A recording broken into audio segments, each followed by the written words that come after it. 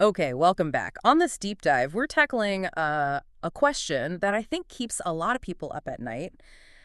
How do you make sure the wealth you build actually lasts? Yeah, not just for you, but, for generations down the line. Exactly. We've done a deep dive into an excerpt from a source that specifically discussed um, this challenge of why wealth often doesn't survive the grandkids. It's a pattern that's just so common, isn't it?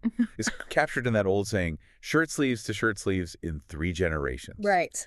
And the source we look at, it really went right into this, explained how, the first generation often starts from, well, nothing, builds the wealth through hard work. The grind. Yeah.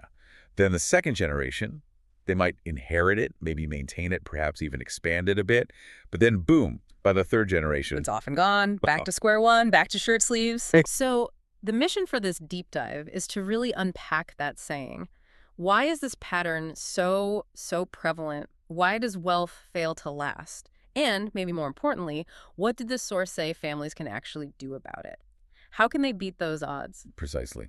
And our source identified a few critical reasons for this failure. The first one it really hammered home was a significant lack of financial education in those later generations. That makes so much sense, doesn't it? The first generation, they learned about money by, well, literally creating it from scratch. They understood the value of every dollar through pure sweat equity. That's it. And the source pointed out that for the later generations, especially that third one who, grew up with wealth already there, Right. they often lack that direct experience, that sort of visceral understanding of the struggle and the discipline it took to build it in the first place. They might get investing conceptually, maybe. But not the context. Exactly. The context and, frankly, the respect for the capital itself that the founders had. Okay, so it's deeper than just technical know-how. It's rooted in that lived experience. What else did the source flag? Well, coupled with that, the source stressed the um, frequent absence of a formal, really comprehensive wealth transfer plan. And it's not just about having, like, a basic will. Ah, okay.